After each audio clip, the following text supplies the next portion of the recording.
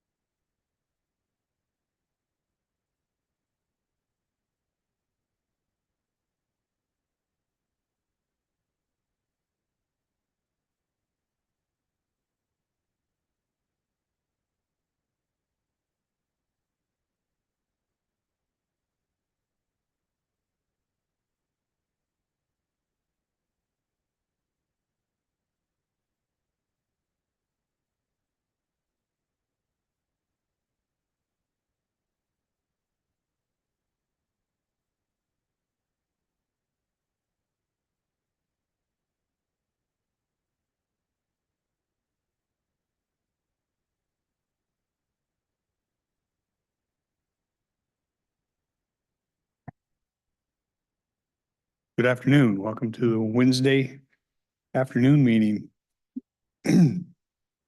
I just have Public Works. You can decide who wants to. There you go. Good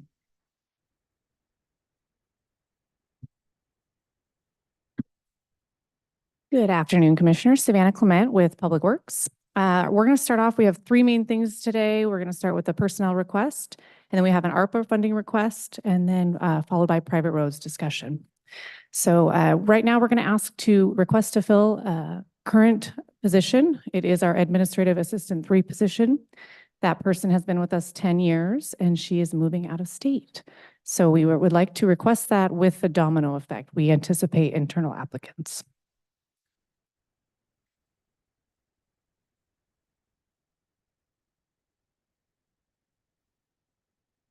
So what are the things that this person performs, and is it absolutely necessary to have that position? So the first question is what they perform, which is it was previously titled a department head secretary. And so that's exactly what this position is. We retitled it a few years ago during union negotiations to be an Administrative Assistant 3. We actually have 2 of these positions. Public Works is a pretty large division with about 115 to 120 employees, and they split that work. So I do believe that this position is necessary. I do believe there's a considerable workload. So that's why we're here to request that position to be filled. Hopefully that answered your questions. Questions? I wouldn't expect any other. My experience has been nobody offers to drop positions. Actually, that's not true. We did have one department that volunteered about 6 layoffs. Well, hopefully you don't start with us. But we're not in a recession like we were then. I don't have any concerns with it. I don't know if anybody else does. Yeah. Okay. Thank you. And that was okay with the domino effect. Okay. Thank you. Right. So last week I had we're going to move on to the second piece, which is the ARPA funding request. I had a really rushed, although calculatedly rushed, description of our request today. So I actually have a presentation. I did send that to Kelly. I have some people in the audience that may need to come and speak and help me out if I stumble on the expert level stuff. But I do want to pass that out to you guys. I'll have copies for you so you can just follow along. And then I'm going to actually ask Alyssa to come up with me in case you guys have parks related questions. Thank you.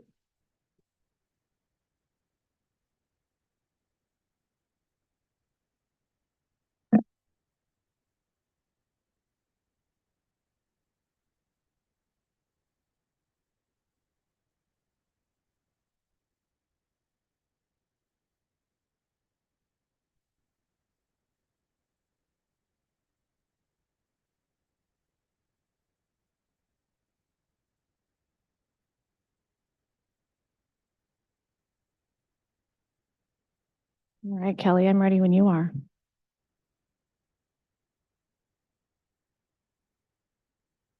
Okay, I'm good going to the next slide. Okay, so Riverside Park, we were here a couple weeks ago, Alyssa and I, to present the park's comprehensive plan. So most of you already probably know this, but Riverside Park, it was established in 1965. We have approximately 60 acres of parkland that we maintain. It's one of our heavily used parks. I would say probably the most used parks in our system. We have one play structure. The park's comprehensive plan mentioned it's nearing its end of life. And it's used a lot by not only families and people within the Lexington area, but it's also used for a lot of sporting events related to baseball, softball, basketball, tennis, if we can get people there to play tennis, soccer. And we're also seeing a significant population increase in Lexington, as you guys are probably well aware of. We've got a lot of development going out up there. We've got a new elementary school that was constructed that was essentially 2 elementary schools combined into one. So we're seeing a lot more families out there, a lot more people utilizing the park. And I'm good going to the next slide. And so in this Parks Comp plan, a couple of the targets that the Parks Board put together, and I'm not going to go over them all, But essentially what we're asking to do is to satisfy all of these targets that I have listed, which is resurfacing the tennis and basketball courts, which the board is probably aware of. We talked about it a couple times. You had asked me to try to maybe secure funding. I mentioned ARPA, and I'm here today to do that. And so what we would like to do is resurface not only the tennis courts and pickleball courts, but also the basketball courts as well. I also have included building a pump track and then also an all-inclusive playground and play area at Riverside Park. And so we're going to go over that today.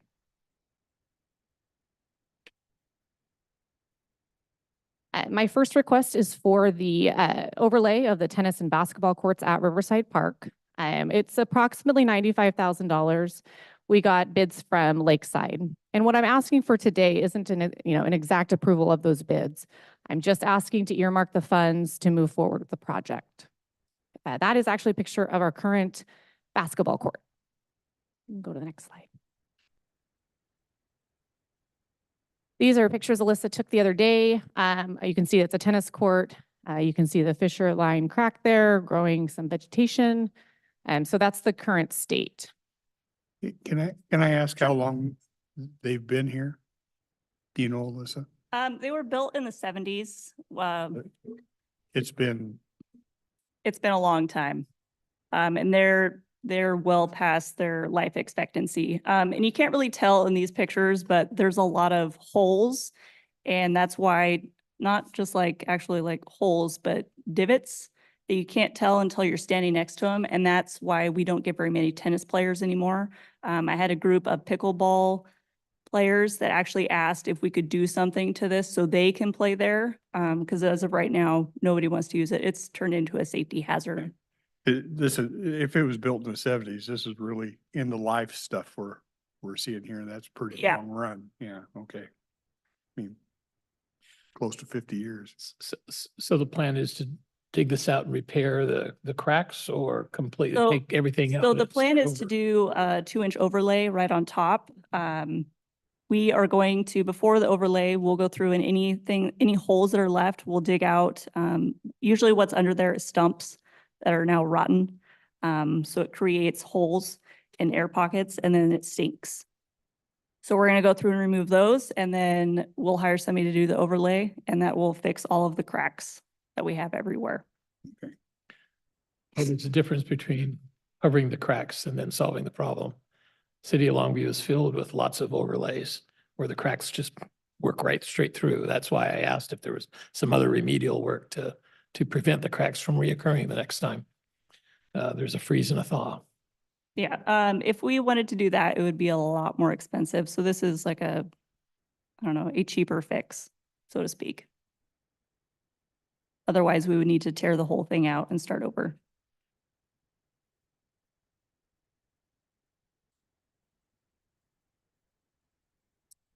Well, I'd hate to waste the money if it's just going to have cracks again after a year. So It won't crack after a year. I did talk with the guy that came out from Lakeside, and he's actually really impressed at how well they're doing for their age.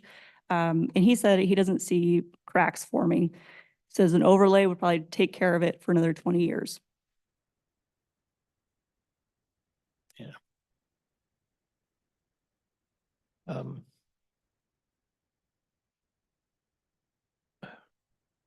I'm skeptical of the salesman saying, oh yeah, it'll be good for 20 years. And I'm only going on experience with the city of Longview. The cracks don't stay, the cracks reappear on the roads. And of course, it's more heavily traveled, but same concept. Because there's some reason those cracks formed to begin with. Right. If you have time, you might want to reach out to somebody from the city of Longview for their suggestions.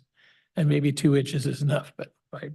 Because the city of Longview did just do a 2-inch overlay on their existing tennis court, John Knoll Park, and it's now turned into pickleball court. So, and it's the same company that gave them the bid, gave us the same bid. So I can reach out to city. Okay, thanks. We also have one of our road supervisors in the crowd, and he mentioned we can crack seal it too in preparation for overlay that will assist in maybe extending the life. Okay, thank you. And before I move on to the next request, just to be clear, this request would be coming from revenue replacement.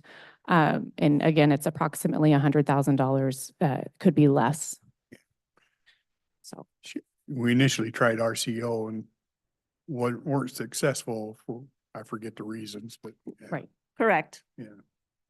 It was with a maintenance request that we had done, I think, back in October, and we weren't selected. Okay, so going into the next slide, in-house, we call this the Legacy Park Project. Why, there's not a lot of times that we can provide a service to the public that's as tangible as a park system or a playground structure. It's something that people can see and experience and utilize. It's not, obviously people utilize roads, but it's just not as of a legacy project as, say, a park systems or new upgrades to a park. So that's what we call it in-house. That's what we are striving for, is to create those tangible things that people can enjoy and utilize. And part of that is what we would call the legacy park structure, all-inclusive park structures for people to utilize. So this next phase of my request, which is my second request for parks, is to add more funds to our legacy park play structure request. The board had approved $200,000, I believe, last summer towards a new play structure. This is the one that Alyssa had found some pricing on. You can see it's approximately $170,000, and that does not include, labor. I don't know if that includes delivery, but It does not include delivery. And this is just an example. There's hundreds of different playgrounds that we could look at. if you could go to the next slide, thanks. What we would like to do, in combination of grant funds and contribution from ARPA funds, is to create more of a large-scale play area with multiple structures. So you can see on the bottom left-hand side of the screen, that's the stars where we would like to locate this new area, which again, in-house, we're kind of coining Legacy Park. And you can see there's multiple structures, which means higher costs if the board would like us to move forward with this request.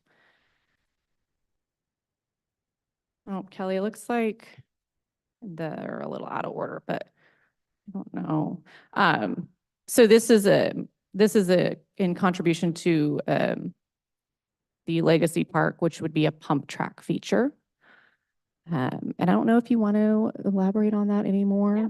I'm going to sound terribly old, but hump, what's that refer to? I did, yeah. Go ahead. So it is an asphalt track, and basically you use momentum to get through the entire track without pedaling, if you're good at it.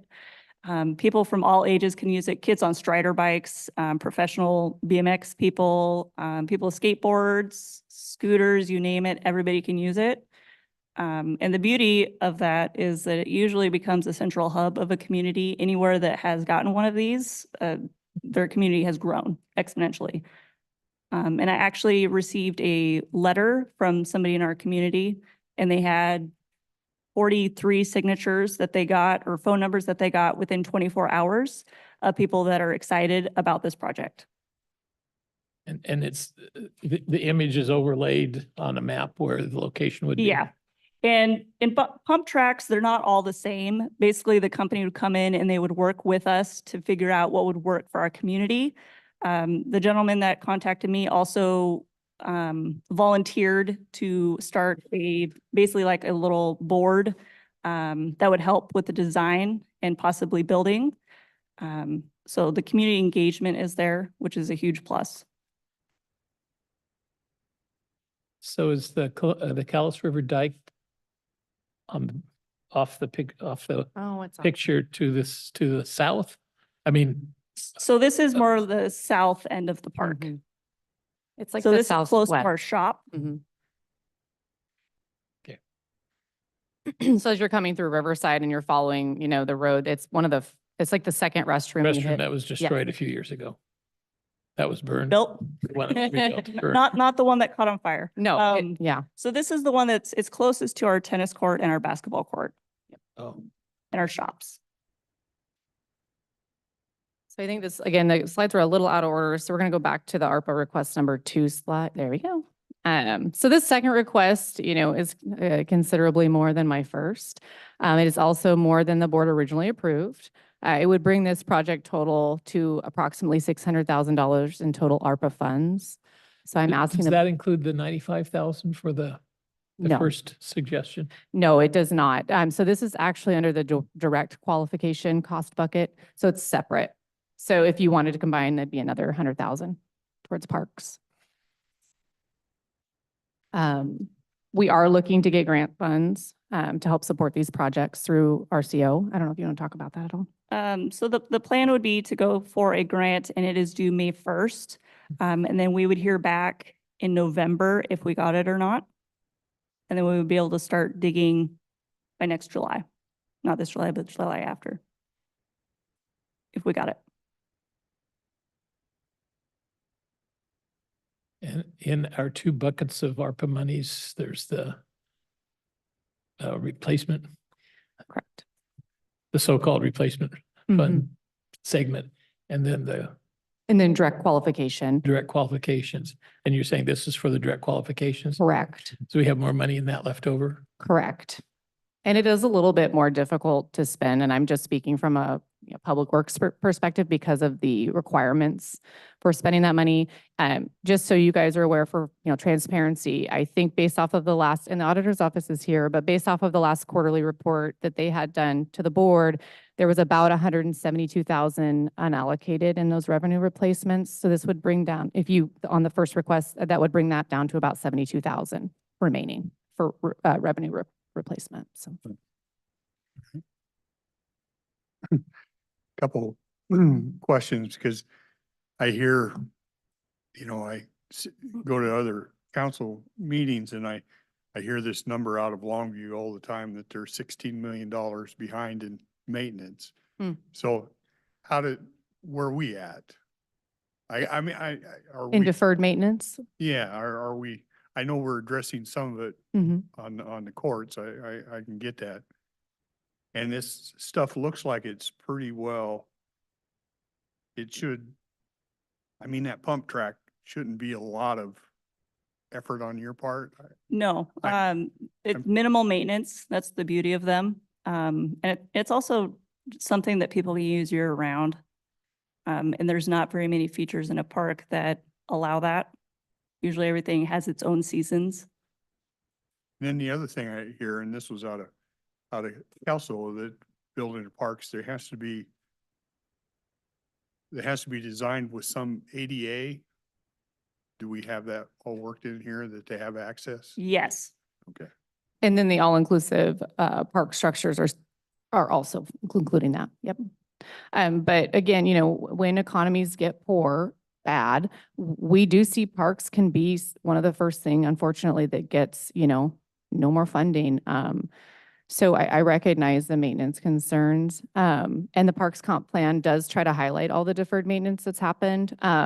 Just going over it recently, asphalt and parking is a big deal in parks, and when that would likely need to be replaced moving forward, if we're looking at things that need fixed, bathrooms. So, Well, and I've said before, I think this is our premier park mhm. in the county, and it sits in an area that is experienced population growth. I mean, you look at that one picture and where you have the star, right next to it is the baseball fields by the soccer fields. I mean, it's a lot of activity that happens out in that Mhm. area.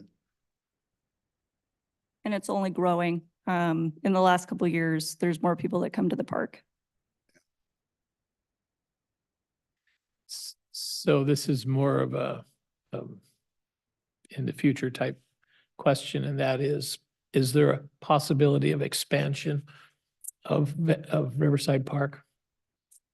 Make it bigger? Well, I mean, as the population grows, the recreation opportunities need to grow, but we have to be looking at that possibility. But I don't think there is, all of these improvements are going to take up a lot of the existing space and repurpose some of the places, which is all very good. I'm thinking about next level of development. When North Lexington development gets fully built out Mhm. and We already have plenty of new apartments that have already been, pretty much Filled. leased Yeah. out. We'll only get more demands for that. And so I'm not sure where else you go to expand. We cannot expand Riverside anymore, but we can always create other parks. And that's why we were talking about building something in the south end of the county, because we do not really offer anything down there. But as far as Riverside, we're really lucky to have such a large park. We have so many wide open spaces that are waiting for something to be put there.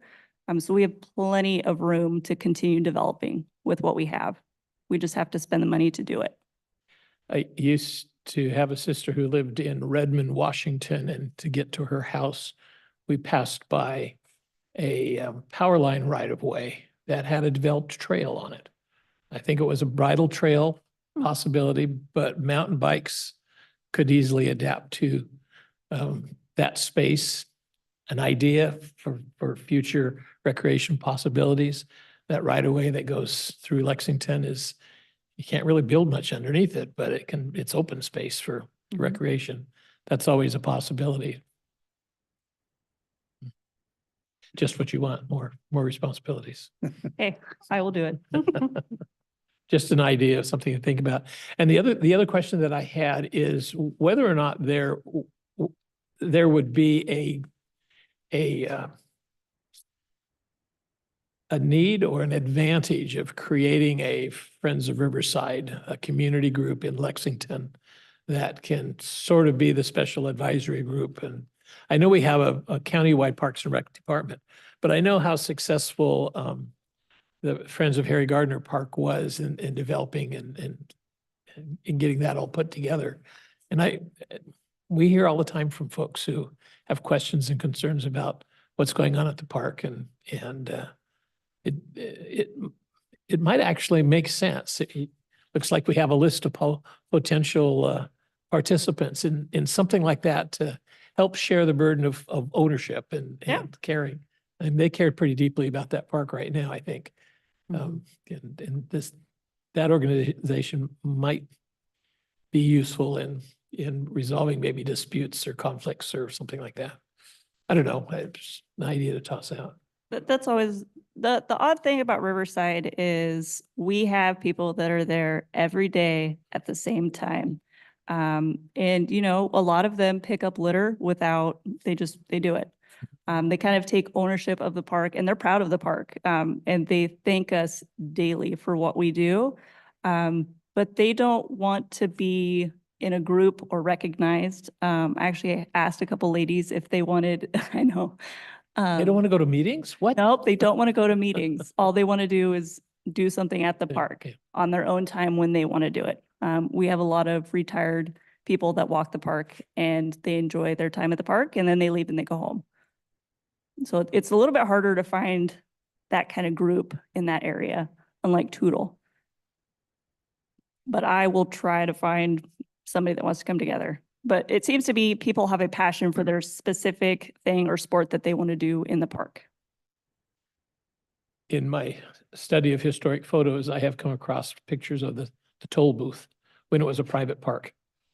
And you paid a little 25 cents or something like that and enjoy swimming. And probably that's when those old buildings were originally built, because I think they came. We've torn the original buildings down. The original bathroom was torn down a couple years ago. All right. I know you have some more requests in here, but they're basically two separate projects, right? These are, they're three separate projects. All three requests are separate. So do you want us to address the parks first and then look at the other? Or- At the pleasure of the board, whatever you guys would like to do, whatever's easier. You guys have I'm okay with going forward with them. You're applying for funds, and we have the funds to match, right? probably should put it in a motion form if you want to do that with the parks. I so move. And that would cover the First two requests. first two, and then this would be a separate one. This water sewer would be separate, correct? Okay. Any questions, comments on the first two? The overlay project and the other? I'm not seeing any, so I call for a vote on no. Those in favor, Aye. I also vote aye. So we'll take care of those, okay? Thank you. Thank you. So the next request that I have is my third request and the last of the day. And it is for our water sewer division. We're requesting a meter replacement for all of our meters in our system. I don't know, Travis, do you mind coming up? Do you want to come up? I think the city of Kelso has done this and Yeah, so. others seem to be doing this, right? Yeah, and it's in the plan, right? And the reasons we'd like to, which I can get to, but the reasons we want to bring it through ARPA is because we'll have the opportunity to not pass that cost on to our ratepayers. They're paying for it through ARPA, through federal funds in some way, shape, or form, but we won't have to, adjust our reserve based off of a rate increase. So that's why we wanted to bring it through the ARPA route. Getting it approved, it is a capital purchase, but it would not come out of the capital reserve or maintenance fund that ultimately affects our ratepayers. So you're saying the current users would not be charged? That's correct. Now, I'm not pulling the wool over anybody's eyes. In the future, The folks who pay for it will be the we grandchildren? would have to replace them as needed, but I'm going to get to that.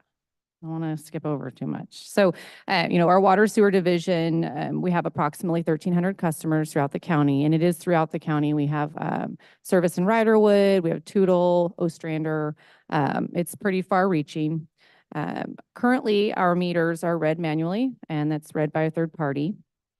Unfortunately, 2/3 of our system is older than 10 years. The Department of Health likes meters to be less than 10 years old. So we are not following those guidelines currently. So this is why this has been planned out. No matter what, we would have to replace our meters. We do have some accuracy concerns in customer service with the way our meters are currently read because they are so old, hard to read.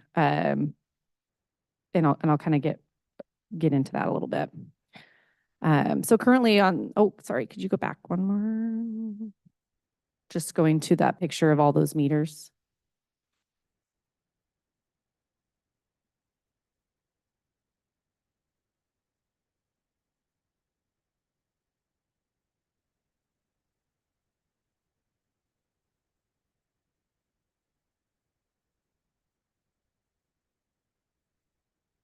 Sorry, Kelly. Okay. So this is actually a picture of some of our current meters that are used. And then Travis had mentioned earlier today that we probably have 4 more different models to throw into that mix. So we really don't have a standardized system as far as meters go. We come in and we have to replace them as needed when they break and fail. So that's why you're seeing such a variety of meters. The one on the far left is what we're utilizing now to replace our meters with as we're going through replacement cycles. So just now we can go to the second slide. So it should be my ARPA request. Go one more. Sorry, they're out of order for some reason, Kelly. There it is. So our ARPA request is $550,000. It would be under direct qualification in ARPA funding for a complete meter replacement project. So there's how many customers? 1,300 customers. 1,300. So each would get a meter Correct. for $500,000. Yes, it's a complete overhaul of our system, but I'm going to talk about the meters here on the next slide. And then once these are in place, they're automatically read, So that's correct. So if we, save some Mhm. contract or Yep. or labor. Yes. So if you go back to the one that has the tablet on it, Kelly, which is actually the last slide for me and for the board.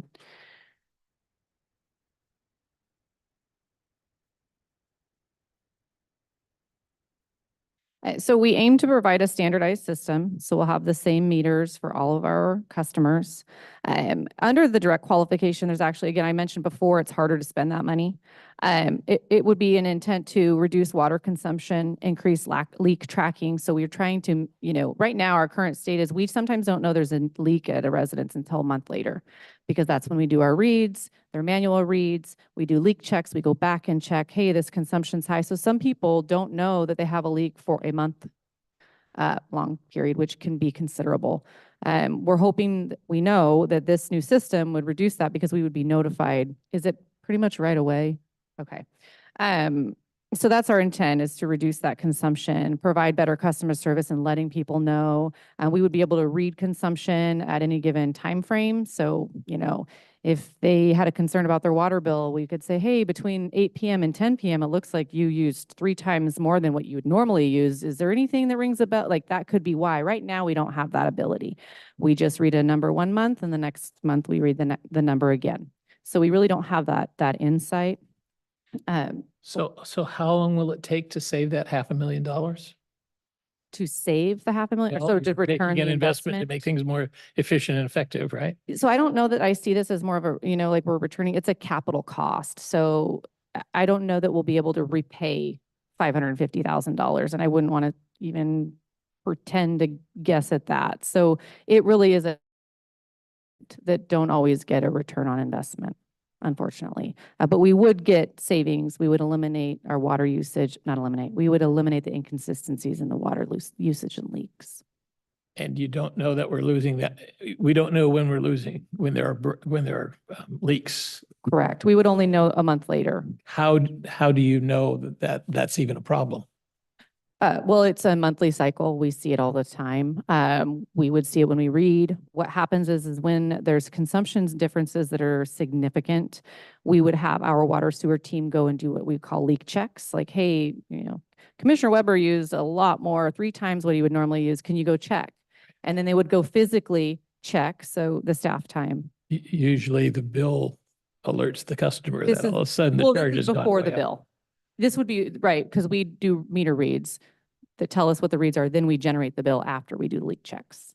So the reason I'm asking these questions is you're talking about monthly bills.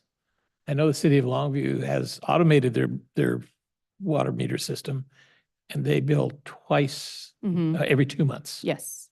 And they still have, again, the occasional leaks. The meters aren't going to affect that. It's going to be some other factor with old cracked pipes or Right. or broken shovels hose. or Yeah. equipment that battles in. I still have a hard time saying 1,300 people get $500,000 to bury. For sure. We have to replace the meters. If we didn't do the auto read, if we just went with a standard,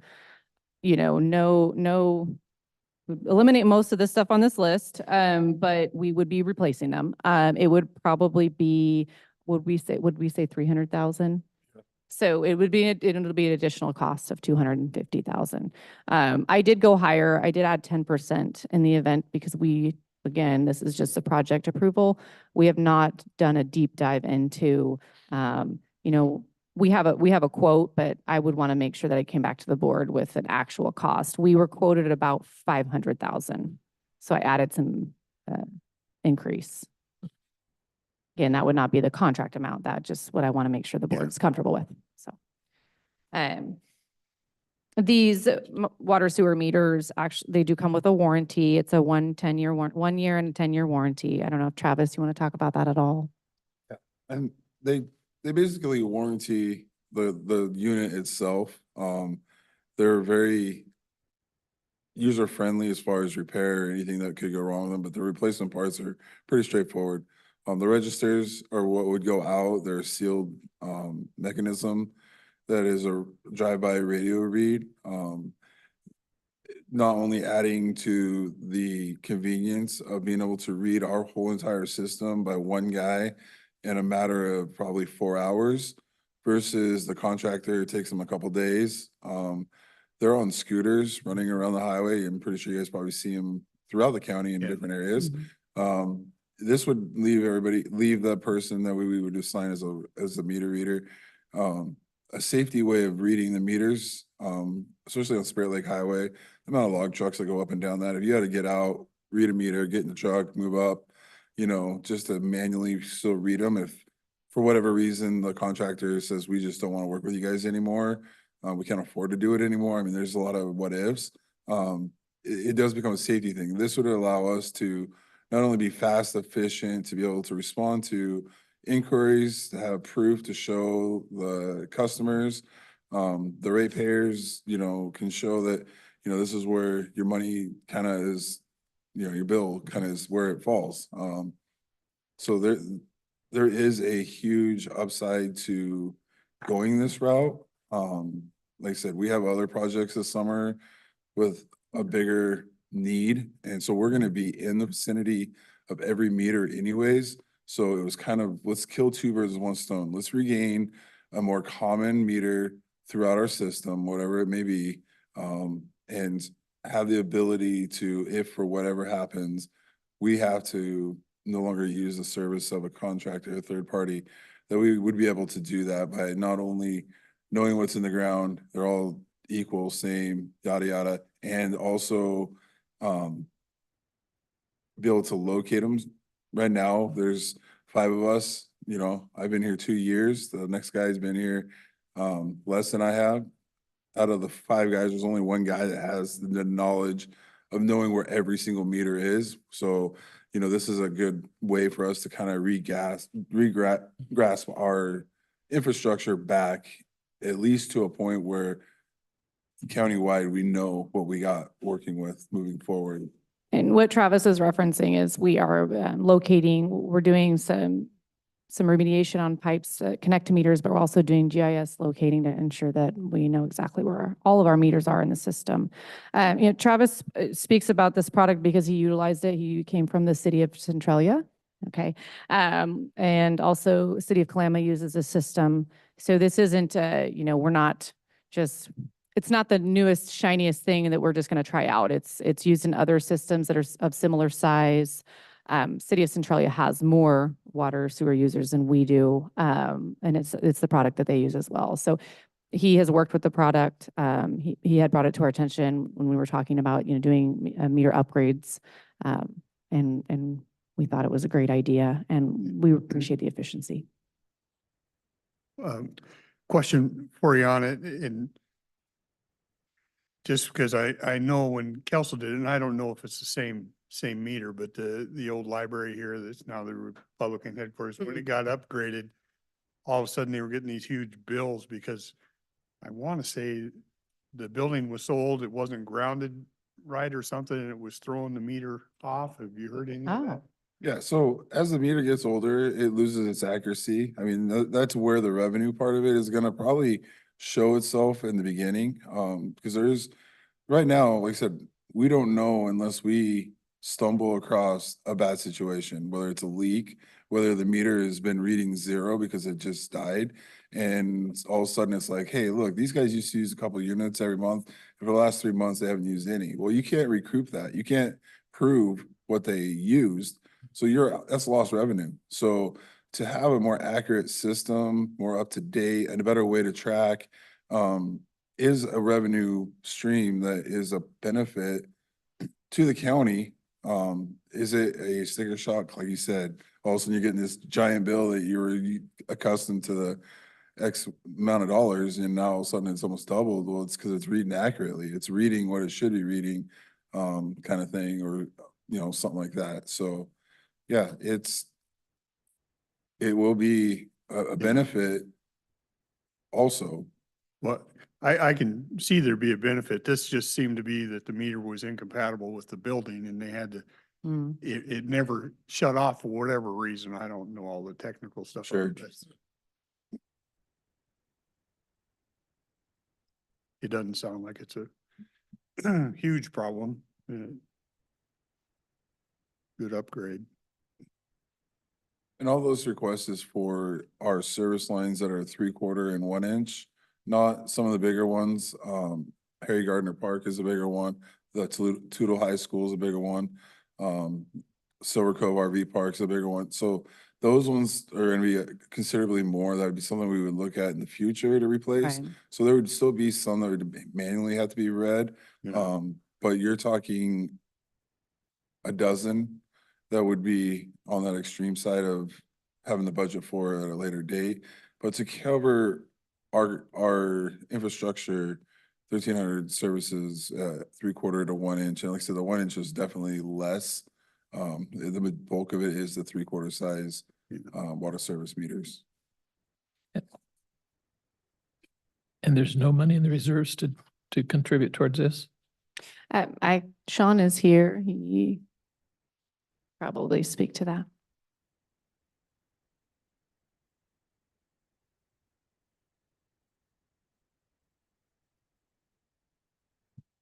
Afternoon, Commissioners. Sean Rowe, Public Works. So as of today, our current reserve balance for our water sewer fund is $4.16 million. Of that, we have approximately 2.5 million of that as our matching portion of our ARPA projects that are currently in place. So we do have some dollars in our reserves. We do have other projects as pipe replacements and things in the future that those have been earmarked for. We do contribute to the reserve fund on an annual basis, and that's part of our charges to the customers. Yeah.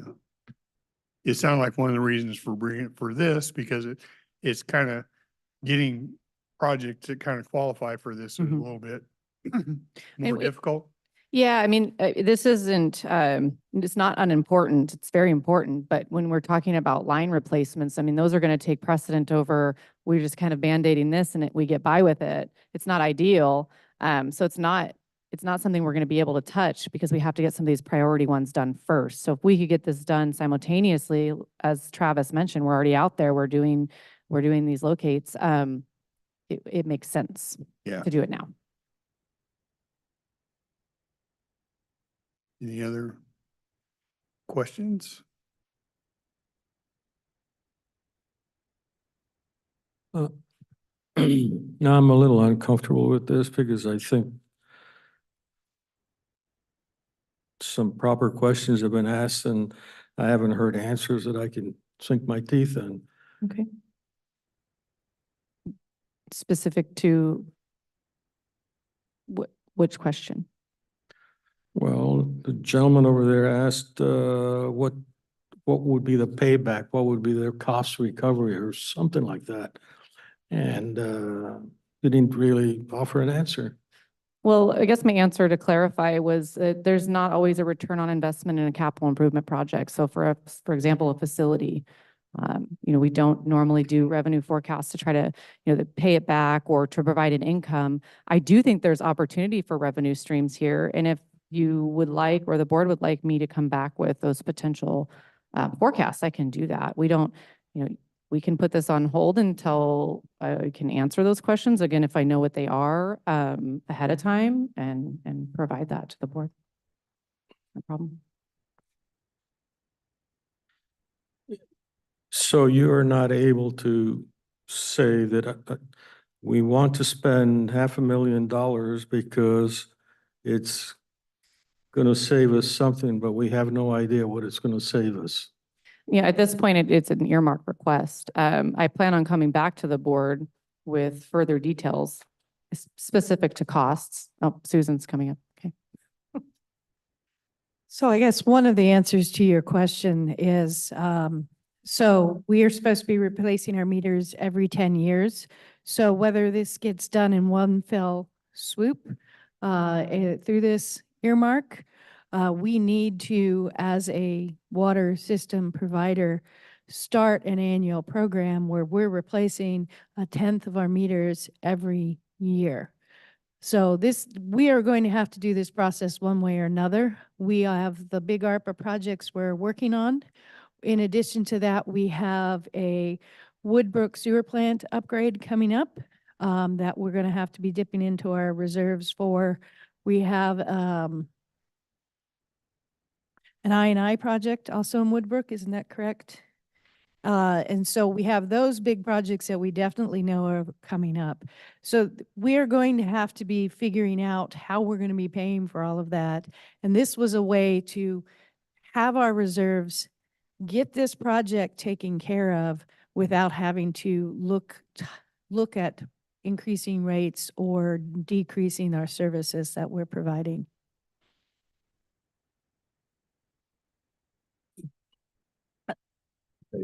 Without worrying about where the funding comes from, the first question is this the cost-effective thing to do? Your answer says it's predicated on us replacing 10% of the meters out there. So in 10 years, we replace it all, and we think it'll be more cost-effective to replace them all now? So my thoughts on that was that we were not going to wait the full 10 years. We're going to replace these and then 5, 6 years from now, start a program where we're replacing them so we can get ourselves to a point where we have this, we know that every year we're replacing 10% of our meters. And not 10%, yes, 10% of our meters. And we have that built into our budget. We could start that process now. We could go ahead and instead of our request being the entire system, start at the 2/3 mark, get all of the ones that are out of compliance done, and then build our program after that and split those up coming out. Those are options we can look at, and we would be happy to go back and look at some of those options and build a better answer to your question and have some better numbers that support what we're looking at. So Can you include the cost? I should say what is the failure history of the meters? I mean, 10 years doesn't seem large to me, but I don't know in this area. It's just simple mechanical devices like that. Mhm. Okay, now the new ones are a little more complicated, but And one of the things they alluded to that I don't think was expressed in the way I would have expressed it. So the water efficiency that we're going for, we are required to report how much water we produce every year as it comes out of our plant in the flow meter. And then we have what we've billed for, and then we have a number that's called unaccounted for water, and we are required to keep that under a percentage, which I'm sorry, I don't have the number off the top of my head. And so when you have leaks and inaccurate meters, you will have more lost water that is actually not lost. And we do track what people pull off of fire hydrants so that we can account for some of the water, but you do lose water through your system. And is it 4 or 6%? I think it's 6. 6%, you're supposed to keep your number below 6%. So when you have meters that aren't being read accurately, and you have leaks that don't get to detect it quickly, that number goes up, and that becomes a red flag for the Department of Health. And did I hear you say a third of the meters are really out of compliance?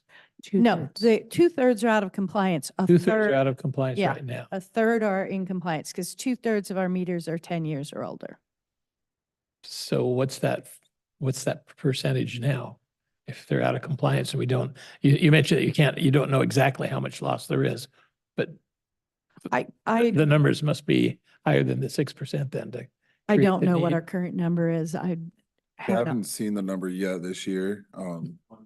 It's 20s. Patrick says it's mid-20s. Right. It's significant. Okay. Um, Okay, that's, and then, like I said, there's a lot more things that we could discuss and explain. It helps to be more pointed in the answer you'd want. I get that. Because like I said, the silver tongue smooth car salesman, I don't feel like that's what you're looking for. You're looking for the hard numbers for the reasons that you need, and I get that.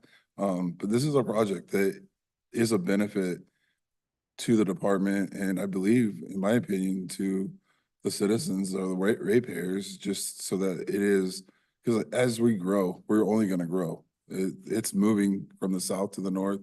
Cowlitz County is growing. Toutle is getting more and more developed. There's projects that are being addressed up in that area. and that's So where that- most of the customers are, the Toutle Lake A area. good large portion of them, I would say Riderwood has 300 and some, and Camelot has 50 some, so the rest would be all Spirit Lake Highway all the way to the end. And you said something a little bit earlier that you have plans to do some major work. So you're going to be out there already. Right, there's That'll be like economies of scale rather than having to dig up stuff later on. It's already going to be dug up. We can go ahead and add the meter change to that. There's that efficiency of Right. the process right. to reach a goal that the state says we need to reach. Yes, and the project he's referring to is they're locating the meters for their knowledge, but in addition to that, we are required by federal law to turn in an inventory of all of our service line materials. And so that is the big project that they are undertaking, and as part of it, they're doing GPS locations of where our meters are, and then we have to identify if they have potential lead pipe on either side of the meter. It is a requirement, and I believe it came out of the whole Flint, Michigan issues. And so that is a project that we are kicking off, and they're going to be working on it all summer.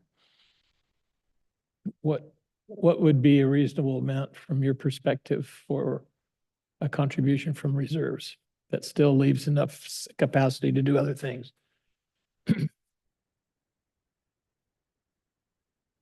25%? 25% is what we've been running on most of our water sewer projects, is that we've requested 75% and then we pay 25%. That is a fairly common grant and loan that we contribute 25%. When we're lucky, we get ones that pay us for it all, and some of the others we get 10%, but 25 is pretty typical.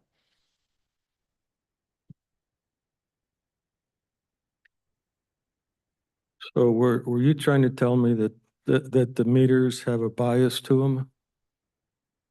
That they have a bias to them, that they read They low? either read low or read high? Or But are they scattered around? it's scattered around. It depends on the So, meter. so you didn't mean to imply that you're losing fluid, you just are losing the Ability to track it. revenue, Yes, the revenue and the ability to track it, and the more the clinic- ability to do what? to track where the water has gone. So we're losing revenue if we don't keep track of it. And by losing revenue, we have treated that water. And so if we're only. If I could stop you, because are you losing fluid somewhere in the system? That's not what you're concerned about. You're concerned because you charge this customer a higher flow than he used, and this one, lower flow than he used. True or not true? Is that? That is a true, what the meters will tell us. But it will also tell us if we still have 20% loss, then we've got problems in our system that we need to be fixing. And so our rates are inflated because we're losing 20% water, and it cost us Where does the water go? into the ground, And. or we have people stealing it from fire hydrants. And so you're saying these new meters will help me find where the leaks are? They wouldn't necessarily help us find where the leaks are unless it's behind the meter, but it would help us to know that we've gotten our water loss has not shrunk any. We've got problems somewhere in our system, so we need to start listening to our pipes. It's a weird engineering water sewer thing where they literally go out and listen to their pipes to figure out if you can hear leaks. I'm not an expert at doing that, but there are some guys who are really good at it. They can walk down a pipeline and tell you where it's leaking. That will tell us, hey, we've got some big problems we need to fix in this area. I know that sounds convoluted, and that I don't think I'm explaining it well today because I didn't prepare. Well, So I think we need to bring this back to you with a bunch of with more information and more better explanations of some of the reasons why we think this is important. And I can work with Savannah and Travis to get some of that stuff together for you. Thank you. Appreciate that. Okay. Okay. So I know we've got a 2:30 scheduled and I know Susan has to talk about private roads today. So I'm going to go ahead and pass it off to her.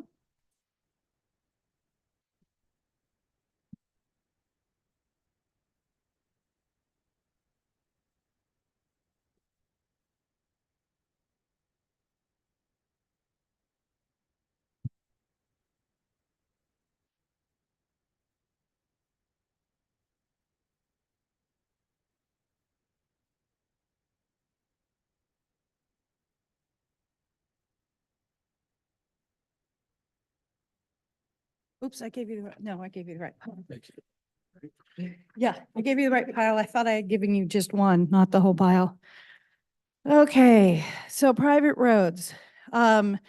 Today I do not have a draft ordinance. We discussed about a month ago, was going to bring forward, excuse me, kind of the bullet points of what we see as hot topics that I'll be looking at changing or addressing within the code update. So I brought you a bulleted list of items. I can run through them slow or fast at your pleasure. The first issue that we are always hearing about is roadway classification. So we currently have 3 types of road: type A, type B, and type C. Currently, type A road is 20 to 50 lots. I'm proposing that we reduce that to 20 to 40 lots. Type B classification currently is 10 to 19. I'm suggesting we do that 11 to 19. Type C is 3 to 9. I'm suggesting a 5 to 9, and then adding a lower classification that I'm calling type D, following the order, that would serve 3 to 4 lots. So that is my first section. Wanted to bring that to light to get some comments and feedback from you guys before I proceed it too far down this road. On your type C proposal, is that supposed to be 5 to 10? Correct. Okay. Thank you.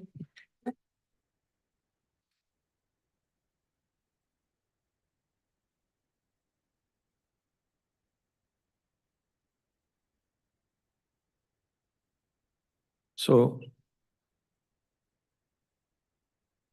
if I had 12 lots, my private road to serve 12 lots is, I would come here to your table and say, it's a type B, Yes. okay? And then, what happens as you add more lots? So the road ended and now we extend, so that's all understood and So that is one of the big issues, and it's on the list of okay. policy issues that need to be hashed out is our triggers for upgrades to a higher classification. So we see this all the time, and it causes a lot of consternation. That's my word for the day, consternation, of the person who has purchased a 10-acre lot in an area where you can go down to 5-acre lots. There are currently 20 homes on the road. They go to short plat and they're told, you have to bring the private road up to the next classification of the roads. And that is a package that I don't have fully fleshed out. I want to work with Wayne on this, but this is a very important issue because it is an issue. And I have heard people tell me, I couldn't tell you who, but I've heard people tell me, I was told by the developer, I can buy this 10 acres. After I purchase it, I can split it and it'll pay for some of my building expenses. Well, the developer builds 10 lots out there and does 9 lots and does a type C roadway. And now these people start splitting and they're told they have to bring it up to the next class. So we have seen that happen, and it is a complaint that Public Works and Building and Planning has to deal with. Why am I having to pay all this money? So that is one of the things I want to discuss when I have a good format that Wayne and I have hashed through on how we're going to deal with this moving forward, because it is a big issue. We hear about it from the public all the time, and it is usually someone who is on a private road and is splitting it to a smaller size lot. And they're the ones left with the bag of having to upgrade it. Suppose, can you give me a feel for what the cost increment is? I built something type C, now I've got to go to type B. Can you give me a feel for what? So depending on how your type C road was constructed, going from C to B, if it was constructed under the private road standards, is not a significant change. It's when you go from a type B to a type A. Because when you go from a All right, type B, all right, that's the question. yes, when you go to a type B to a type A, you have to go from a 20-foot traveled surface that can be gravelled to a 24-foot traveled surface that's to be asphalted. That's the step, the real step that becomes the big cost. There is cost going from a type C to a type B if it wasn't constructed under the private road standards and you are the one who triggers it. There could be some cost for correcting some curves and making sure you get enough surfacing out there. But the big cost is going from a type B to a type A. And if I were to do a minimum to produce a type A, and then I want the county to take it over, the county would say, no, you've got to do. Potentially, yes. And that is one of the other policy issues that I have is acceptance of these private roads into the public road system.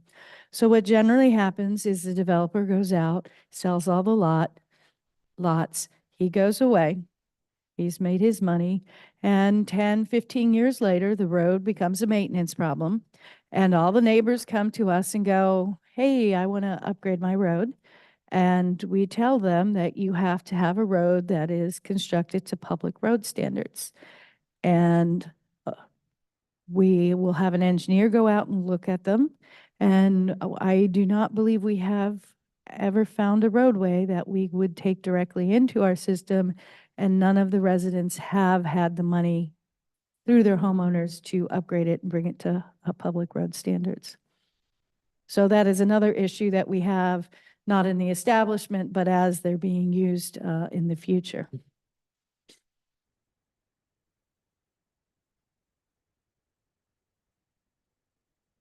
I think I'm understanding this graph right, but just to be sure, so before type D roadways were type Cs Yes, and they were 20 foot with 2-foot shoulders.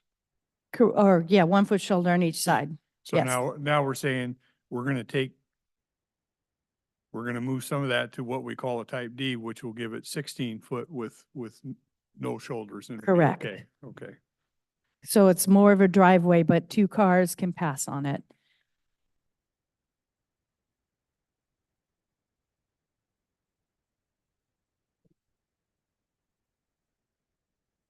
So which one of these type categories kind of reflects reality, what people are actually getting away with? So They're all building type D roads. they're building some quality of type C roads or type B roads. A lot of the older ones do not meet those standards.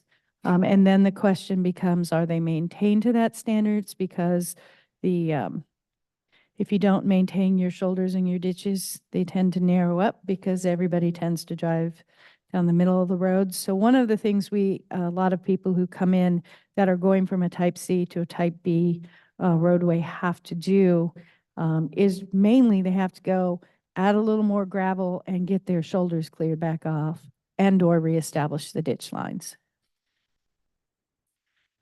I remember when the Daily News was actually a daily newspaper. They had reports on private roads that most often come to attention because of fears about fire protection problems. Roads not being big enough for the trucks to turn around and get back out or whatever. And if I remember correctly, the one that has the most people living on it, that's kind of substandard, and I'm not sure how much of it's been fixed up, is it's out of Kelso, I think, Walker Road. Walker Road Right. has a extraordinary number of homes and additional private roads off of it, correct?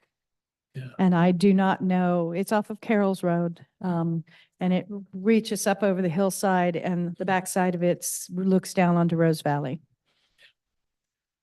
So the challenge is how to make it possible for folks to have safer roads, because Yes.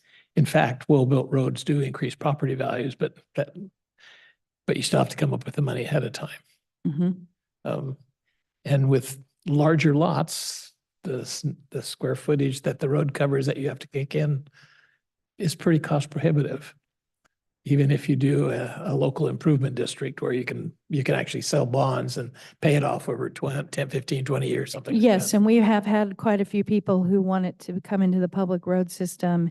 And we have taken the steps of giving them an estimate of what it would cost to do a road improvement district. It's a killer. And it's too much. We've had several that have been too much that we couldn't even do it because it was too much on their property for us to carry, for them to pay back. It becomes cost prohibitive for them. The urban densities is where that's more practical, because the square footage of the lot width is small enough to make it more affordable. It's all expensive. So what kind of incentives do we have for people to do it right to begin with? We put in lots of rules and regulations, that's a disincentive. People will just, build their lot and Not come get a permit. and that doesn't stop some people. We get all kinds of. Yes, we get all kinds of things. So my goal with these private road updates is to make, because part of our issue right now is our standards are very vague. They're not very specific on what your design speed is, what your surfacing is, what your maximum grade is. So I want to add clarity to the design standards, is a lot of what my goal is. I also want to add in a few protections for the future owners. There's one on here under stormwater, which is a new requirement that I would like to add. So as we know, a lot of these were built on forest practice roads. And so who knows when those culverts went in. So there is a Federal Highways Administration manual that rates culverts. And so as part of my proposed standards that something I'm incorporating is requiring the engineers, if there is an existing culvert out there, to go and inspect it and certify that it meets good or excellent quality. Because some of those culverts are on fish-bearing streams, and we all know how expensive those are. So I do not want property owners to buy their lots, build their homes, the developer leaves, that culvert collapses a year later, and how are they going to afford to pay to replace it? So that is just an added layer for public safety, citizen protection that I'd like added, and it would not be much additional cost beyond the original design. You have an engineer on board anyway. They can go out with this manual, and this is a great manual. We're using it to inspect all of our culverts. It has pictures of showing you what you're looking for and what's good, what's bad. And you're looking for things like alignment, if there's holes in it, are the end sections damaged? So it's not you have to go out and sample it. It's can you see straight through, those type of checks on them. So I know when you have a lot more people, you're trying to attract a lot more people in a development, smaller lots. You can build in incentives to allow greater densities in exchange for certain road features.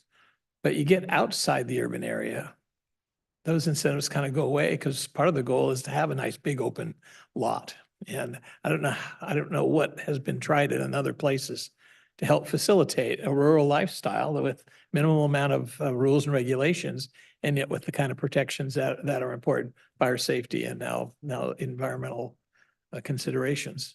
And a lot of those would be up to building and planning. I'm only focusing on a physically safe road, not how we incentivize creating them, because that is, out of my field of knowledge, I won't claim to know how those are been approached in other locations. Because if you don't have a system of incentives, you end up being punitive and you get people non-compliant. I mean, and that's that's the struggle we always have with land use development, whether it's building roads or Mhm. building developments. Does it, and maybe it's not in this part, but does it make sense? How do we protect people that have done something and it was bystander at the time? Say somebody had a property and they did this easement that fit standards at the time, and then they're selling or somebody else wants it, or they decide they want to develop, but now all of a sudden the road is different and your easement no longer works. How do we protect those type of, I mean, they did it per spec, and then are we just expecting them to buy other property and expand their easement? Or I don't know how to protect them, I guess is what I'm saying. And that is a very difficult question, and that's part of my answer. And this is, I sound like an attorney. That depends. So that depends on how it doesn't meet standards. So if they have let's say a 50-foot easement instead of a 60-foot easement, and they're going through 4 lots before them, let's say, in that 50-foot easement, the road's there, the road is meeting our standards, we would not require them to get an additional off-site easement because they have no control. We may ask, can you go ask? But we wouldn't, if that became the sticking point. I know in the past that has been waived. Now, if it's on their own property, that's a different discussion.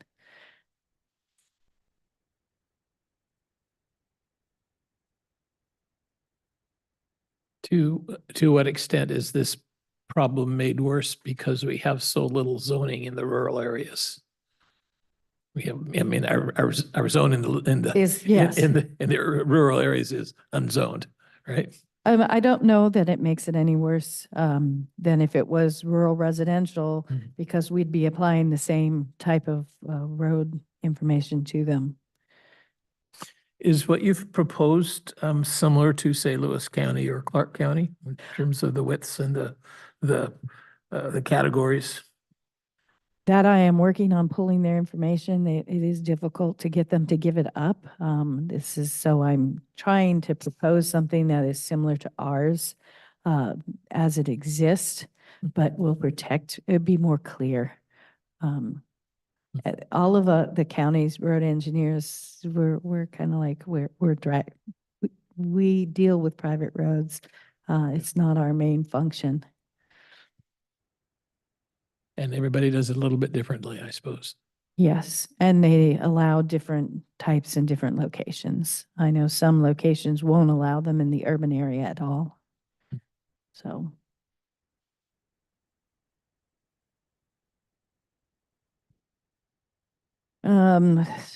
Since I know we're short on time, I'm actually past time. One of the big things to make you aware, and I'm sure you have probably already heard about it, is change of use. So a lot of these are old logging roads, and I get a lot of, well, why can't I use just the logging road at work for logging? Logging is a very different use than residential. Both driving surface and design and access points. Access points are a big hot button right now. A logging access is a temporary short duration access, and I often allow them in locations I would not allow a residential address. And the ones that we have going out now that are logging permits all say when the logging activity is done, you need to pull it in 2 months. A lot of times they have conditions on it that you have to be out there with a flagger because it's not a safe location. So we're getting older logging roads that are coming in that were established in those conditions that are not safe for residential, either a single family residential or a private road. So I'm having everybody apply for them to be evaluated per our code, because it's not just about the person who lives there, it's everybody else traveling on that roadway. The gravel just doesn't last forever and there's a lot of use. Yeah. No, gravel doesn't last forever, and your sight distance has issues. And I want to make sure that everybody who uses everybody using the road is safe, because that is one of the main purviews of the county engineer, to keep our traveling public safe. So that raises a question. To get to my house, I travel through Sierra Pacific Timber Mm-hmm. easement, and then my driveway is off of that. So So your driveway off of a Sierra Pacific easement, that is the Sierra Pacific roadway. So if you're on a private, so I would consider that like a private road, let's say. So if I live on a private road, my driveway is not permitted by the county.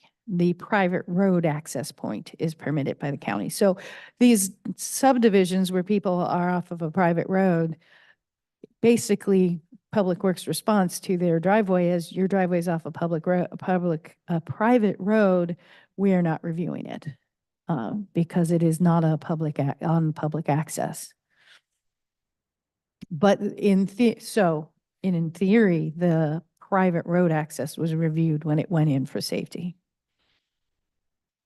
But if you end up subdividing your lot to have 10 homes there on that same. yeah, I was subdivision, gonna say, if Sierra ever decided to sell some of that, then Then there's 3 homes up there now. right. But I could see a point in time, if the land became more valuable to them than the timber, that they could sell, and others, things would come into place. Yes. Yeah, we just put a machine on our road last weekend, did a lot of work. And I wasn't running it, no. What did you want from us today? I just But wanted You're from just trying to give us an outline of, an you're outline gonna to see if bring it to. anything alarmed you, that she said, no, that is really not the way we want to go. While I worked this prior to me doing a lot of work and then coming back and you guys saying, I don't like type A roads at all. Let's get rid of them and only allow private roads up to 19 houses. So things She like says that. sarcastically. Yeah. And this one just addresses private roads. We're not talking about developments that also then have an impact on a public road. Yes, this is just This is private totally roads. different. Yes. Yeah. Thank you. I learned a lot. Appreciate it. The only thing, I would just try and make it as, and like I said, I'm not sure it's specific to this document, just try and make it as clear as we can for these people that have something they think is okay, and when does it not become okay, or how do they know and not get surprised? Right, and we want to work on what the submittal procedures are and triggers for the higher classifications. Those are things that are out there that are vague. Same with the acceptance to the public road system. So I want to have very clear design standards and then work with building and planning to set up some of these policy as we're moving forward. I figured I could get the design standards up while we're working on the policy issues so they can all be adopted about the same time. What's the number of lots that triggers subdivision review? 5? Anything over 5? Okay. Yeah.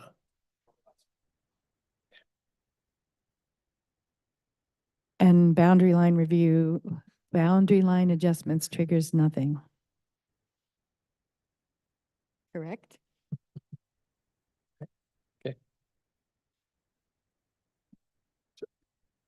I almost hate to bring this up because it's not really on this, but it came up the other day when when you're talking about a public road and then we do a development on one end of it or whatever, how much of the public road do they got to make sure is, or is that defined, or is that depends, you know?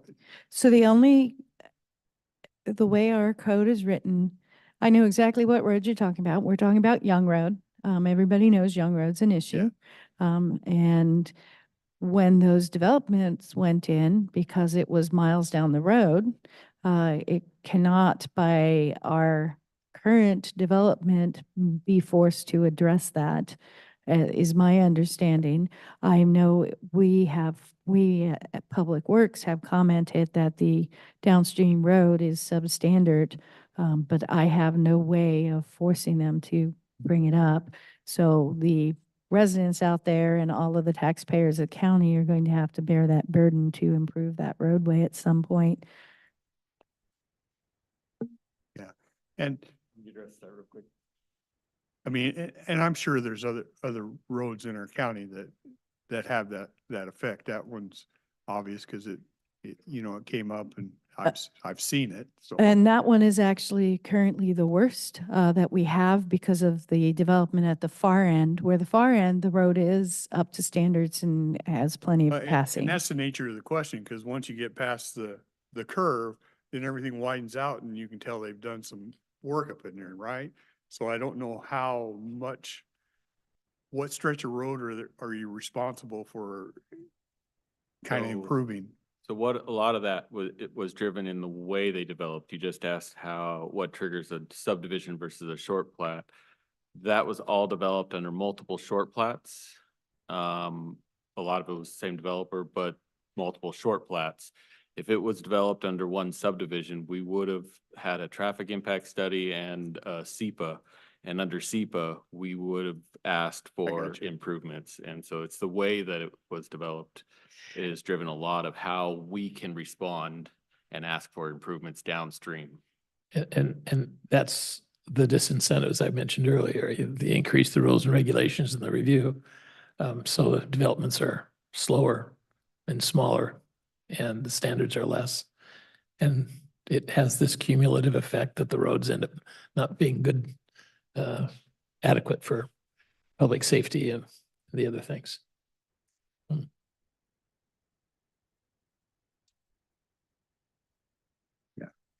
I appreciate it. I know that's a little off topic, and I think we struggle with that and look at it, Yeah, it's a big struggle. yeah.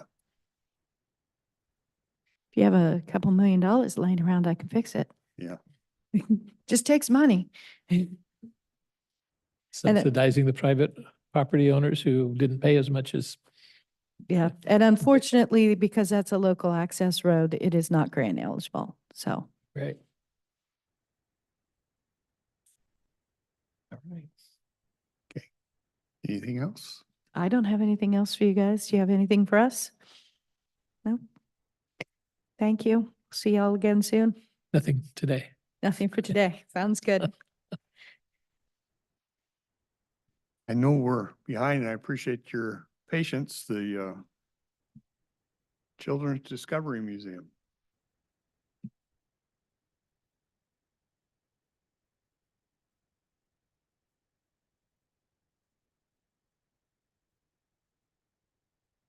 Make Your sure, green button needs to be on.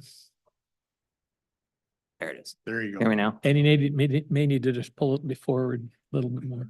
Hear me? Mhm. All right. Thank you for letting me come in today. Appreciate it. I did have a presentation with this as well.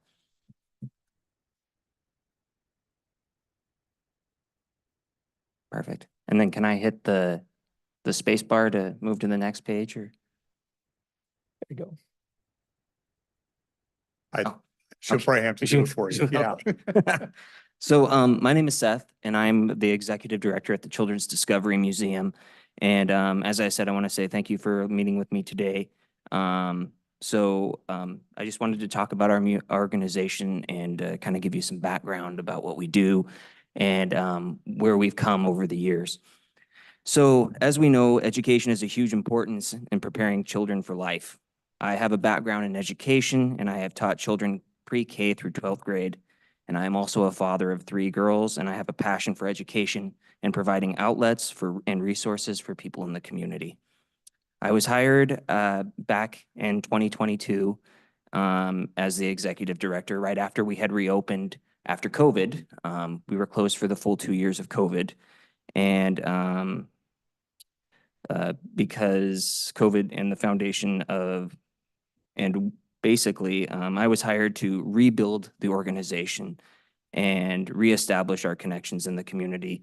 So my goal was to increase our educational components and to provide changing exhibits and programming to keep children and family engaged in the community.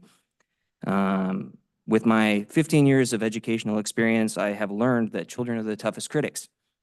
And we must be ever changing to help them learn, engage, and prepare for the world around them. All right, go ahead and go to the next slide. So the Children's Discovery Museum is a local nonprofit here in Cowlitz County. We are a child-focused space, and we provide opportunities for families and children ages up to 17 and engaging in imaginative, interactive, hands-on learning in a safe and supportive environment. Our museum is a gift to the community, and it does not cost to attend. It is free to the public. Our organization is STEM-based and provides hands-on education through our exhibits and programming.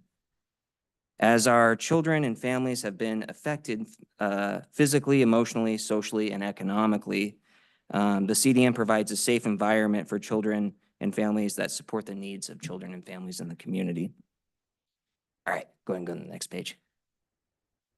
The mission of our museum is to provide a fun, safe environment to encourage children and families to learn and engage and have time for imaginative and interactive play together.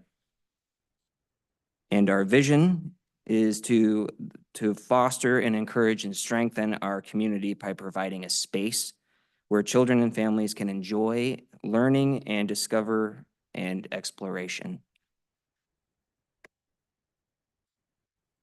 So the history of the Children's Discovery Museum was first established in 2016, and it was established by Aaron Harnish, a local pediatrician here at Peace Health, with the goal in mind of providing a hands-on interactive learning environment for children and parents to come and engage together. The CDM started with a pop-up events before we had moved to the Three Rivers Mall in 2016. And in 2020, we had a bigger space and we moved to Commerce. But shortly after we had moved, about a month later, we had shut down for COVID, and we were closed for the full 2 years until we reopened in July of 2022. So our rebuilding process since I've been hired on is bringing awareness to the community and letting people know that we're still around and reestablishing our donors and our sponsors and the individuals that had helped us in the past. A lot of people in our community thought we had went under with COVID, and it was a very tricky time because we had moved locations, and then people thought we were still at the mall, and when they didn't see us there, they just thought that we had just closed our doors completely. So it's been a learning curve for all of us to try to bring that awareness to the community and let people know that we are still around.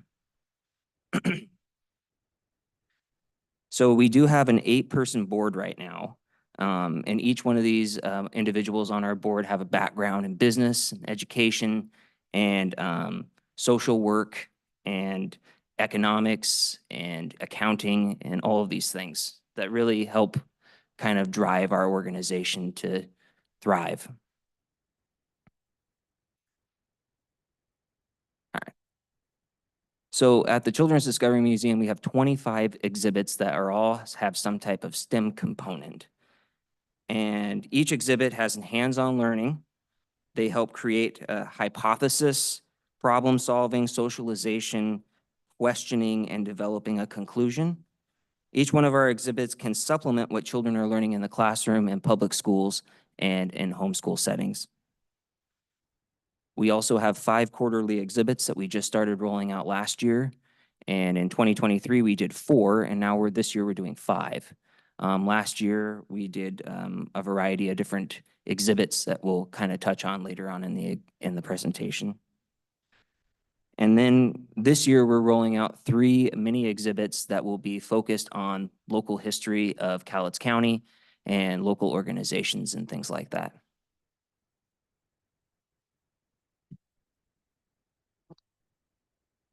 So I just kind of wanted to touch on a couple of the exhibits that we do have at the museum. So our first one that you see on the screen is our wind tunnel, and this was created back in 2016 by J.H. Kelly. And the wind tunnel is a tunnel-like passage through which air is blown as a velocity to investigate air through and around an object. So kids put like a scarf in there and then it blows up and they see how that works and the velocity behind it, and they learn about gravity. Our next one is our CDM water wheel, and this was created by the Cowlitz PUD. And this basically turns water into electricity. And kids can see how that works by there's a lever that they can push, and then water circulates through the center motor, and then it populates the electricity through the circuits. And then our last one, this is our big ticket item at the museum, is our farm to table market. So kids can go, we have a farmer's market with like a stand where kids can purchase fake fruit and vegetables, and they can weigh them, and they can also take a shopping cart and go pick them from our little farmer's market stand. And it's all categorized and labeled, and they have to use matching to kind of try to find everything. And then they use the socialization and play to really engage with peers that are there with them. And this is in the center of our museum. This is our nature niche. So this has a wide variety of different things that are all Pacific Northwest related. And this was all donated by the Wilpa Hills Autobahns Association in 2016. So each one we have 6 different exhibits inside this exhibit. So it all focuses on sea and water life, forestry, rocks, fossils, stones and crystals, and then microscopes, insects, and microorganisms. And so kids can go in there and they can investigate all these different things, and they can ask questions, and we can kind of explore it together through our knowledge of what we know about these things. So going into our last year, so we did start our quarterly exhibit series last year, and the first one that we did was our theater exhibit. So this one touched on acting, producing, and stage directions, and lighting and sound and costuming. So this was a week-long class that we did during spring break, and kids learned all the elements of what it is to do theater in an introduction class. So, and then at the end of our class, they did a presentation for their parents. They did a puppet show, and then they created some costuming things and a whole-on presentation for their parents to watch. It was really fun. And this exhibit was partnered with the Columbia Theater and Lower Columbia College. So not only did it focus on the elements of the introduction to theater, but it also incorporated the history of our arts in the community.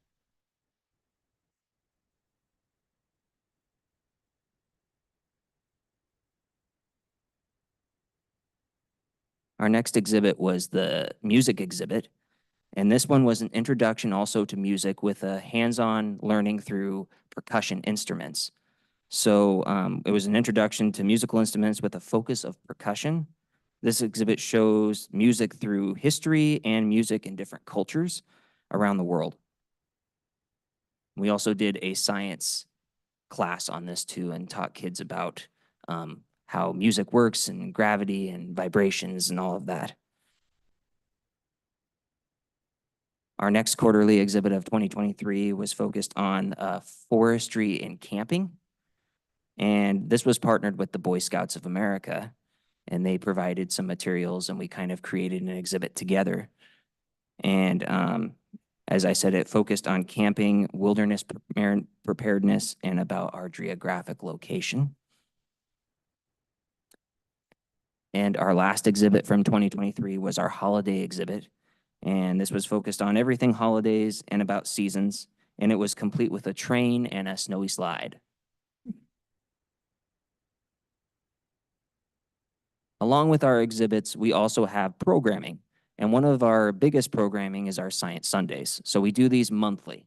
And I put a couple on the screen to kind of just get a general idea on what we've done in the past year.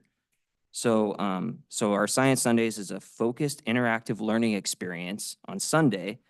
One Sunday a month at the Children's Museum, students will learn from our instructors through hands-on experiments and learning curriculum.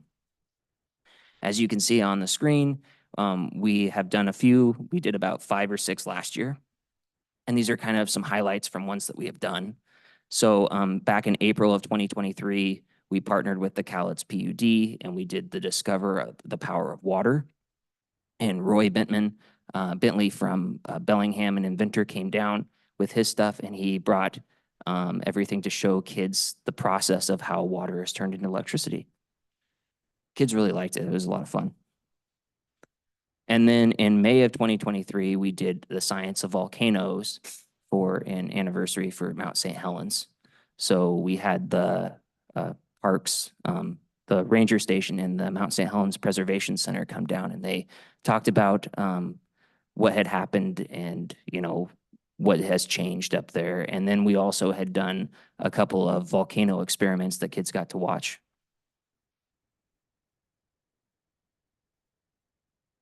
We did complete our first successful camp last year. We did our theater camp. So it was, as I said, it was a week-long camp, and it was from ages 5 to 12. And kids came in and they learned a wide variety of different things in regards to theater arts. And then they had a presentation at the end for their parents. So this is our outlook for this coming year. So we have brought our exhibits up 1-fold this year. Instead of just 4, we're doing 5. And so the first one that we just opened, which was just last weekend, we opened our NASA and space exhibit. So kids can come there and learn about the moon landing, about mission control, about the solar system, and about a specific on Mars. So kind of talking about the history of NASA and then also to kind of what it could look like in the future with space travel and how all of the planets work. In June, we're going to be partnering with Weyerhaeuser, and Weyerhaeuser is going to be providing a lot of the material for this, and it's going to be focused on the process of logging, which will be like the planting, the replanting, the cutting, and the materials that are used, what's turned into. And so we're really highlighting that as the whole process of how it works from start to finish. So children and families can kind of get an idea on what our economy is here and how Weyerhaeuser is so important to our location. And in July, we're going to be doing a robotics exhibit. And this is going to be kind of a smaller exhibit where we've partnered with Lower Columbia College, and kids are going to learn how to build a robot. And we're actually going to have a couple robots on hand that can actually move around. There's one that's like life size, looks like a person, and it's going to be at the museum and it dances and sings and all of that stuff. So it'll be cool for kids to see. And then in September, we're going to be doing our In the Depths of the Ocean exhibit, which will focus on all sea life and water and kind of the history of that and how it's changed over the years, and just kind of give kids an idea on how our oceans work. And then we close out our year with our annual holiday exhibit, which will be focused on the seasons again and just kind of happy, cheer, good things. We will also have 3 additional historical exhibits through 2024, including our Mount St. Helens exhibit. And then we will have a highlight on our sports exhibit and about how sports in the community and the history of sports around here, kind of targeting towards the Olympics that are coming up in the summer. And then we close out our local history exhibits with our history of Kelso and Longview in October. So this is kind of an outlook of what our special programming will look like for 2024. We're going to be doing 10 monthly Science Sundays, 3 camps, including our NASA, robotics, and intro to theater, 4 evening classes, including theater, dance, art, and science, and 5 family game nights, which we just did our first one last weekend, and it was really great to see families come out with their kids and play bingo and kind of just have a good time together. And then we're going to be also doing 4 community resource events. So we did our first one back in February, which was First Responders Day, and we had all first responders of Cowlitz County come to our event and talk to kids about what they do and how they serve and protect the community. And we will also have other special projects that we'll be working on throughout the year. So the CDM funding is really in a couple of different brackets. We are a free organization that doesn't charge for admission. So we are donation based. So we do have a donation box at the front desk if they would like to donate. We do have grants that we have. They're very few due to our organization and just the geographic location for what we would qualify for. And we do fundraising. We do 3 fundraisers a year. And then community support from local organizations that have donated to our organization. So for donations, as I said, we have a box. Families can come in, they can donate when they come to the museum. Yeah, and community event donations. Yeah. So then our grants that we've got in the past are the Wallenberg Foundation, Furstenberg Foundation, the Price Foundation, and United Way. Each one has been a huge contributor to our organization. So we do 3 fundraisers a year, which is Giving Tuesday in November, Give Big in May, and then our holiday fundraiser that closes out the year. And these are some community supports that we have from people that organizations that have helped our organization. So Wilpa Hills Auto Bond Association, they give us some money every year to kind of help with the nature niche.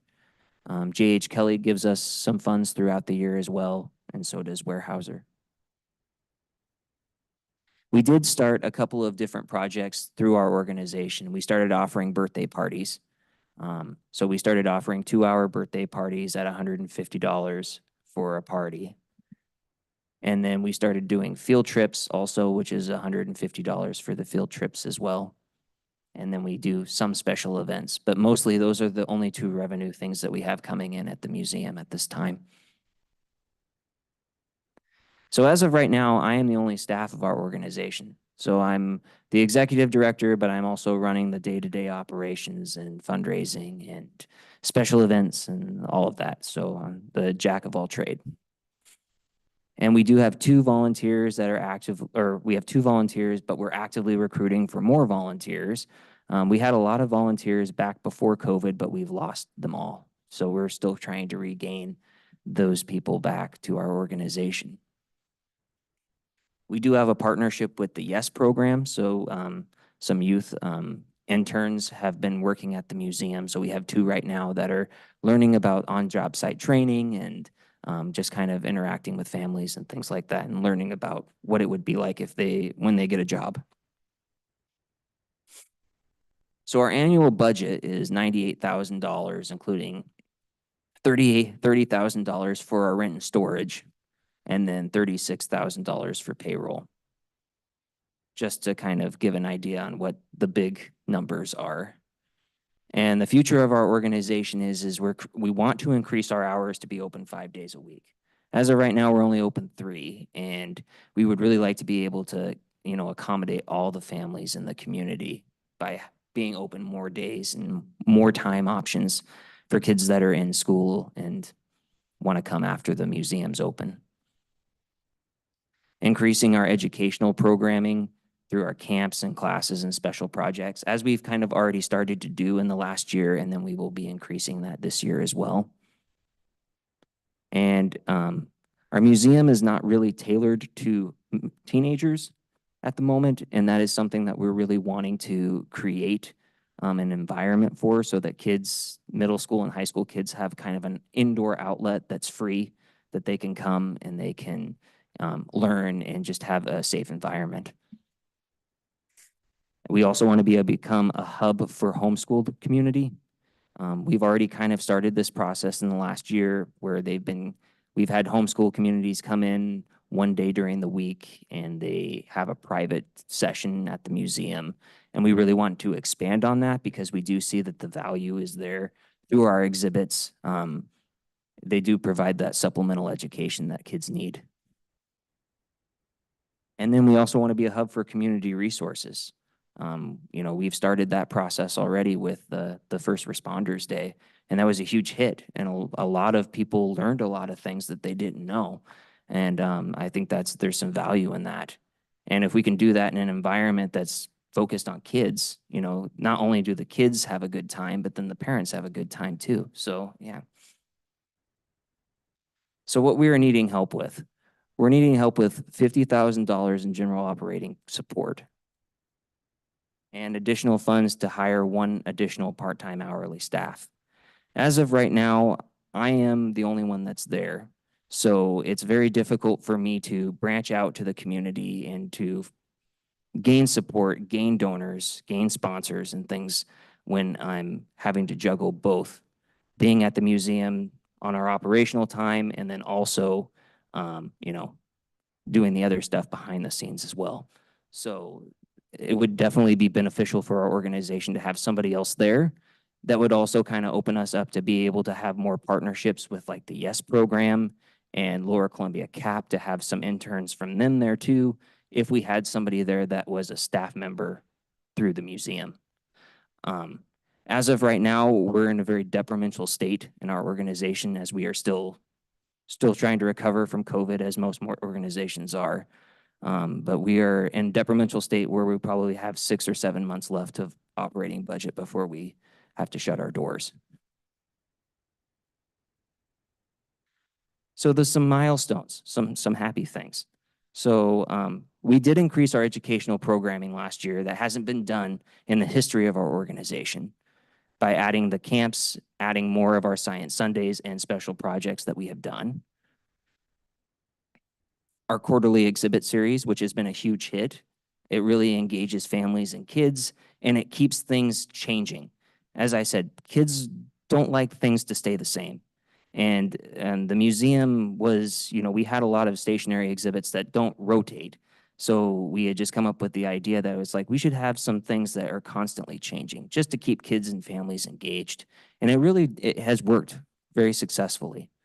And then we've also completed one of our camps last year for our theater camp.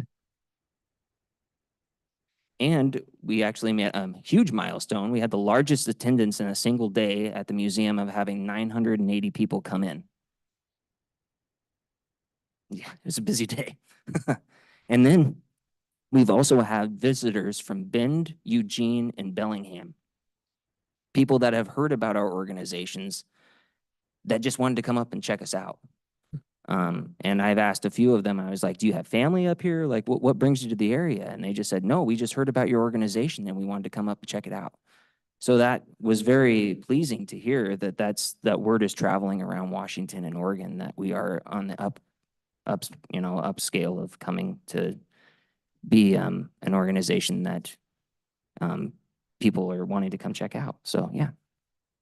So thank you. Appreciate your time.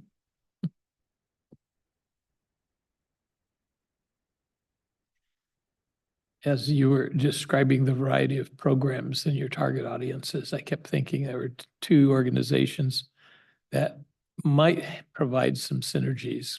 And one is where Frank Morrison is operating at the youth center downtown.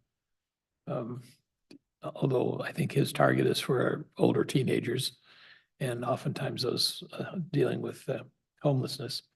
But the other organization's at the other end of downtown, and that would be the YMCA, which I think could very easily, an affiliation could very easily supply more patrons to go through, because you're doing something for kids that they aren't. And that's kind of anyway, those are the thoughts that came into my mind in terms of affiliations that could build your client base. Great, thank you. Yeah.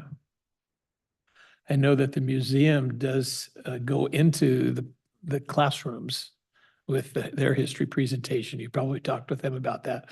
But they're dealing with classrooms and of course Sure, yeah. you're not able to do that, so. Yeah, and that's kind of one of our goals is to be able to create a traveling exhibit that would be able to go to different classrooms around the county to provide our services that can't come to the museum, we can bring it to them.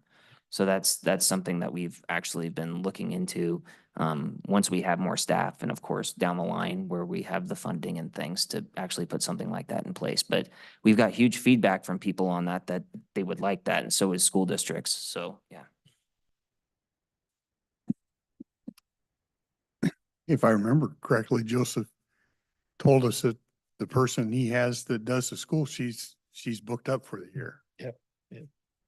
Right.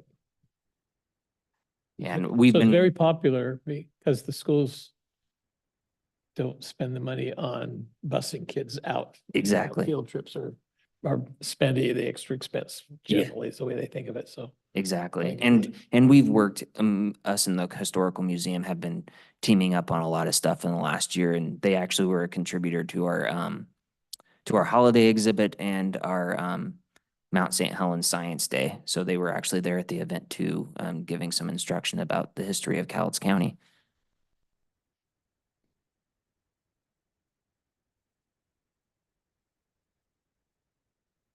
Any other questions, comments? Okay, All right. Thank you guys for your time. Appreciate it. well, we You. appreciate your time.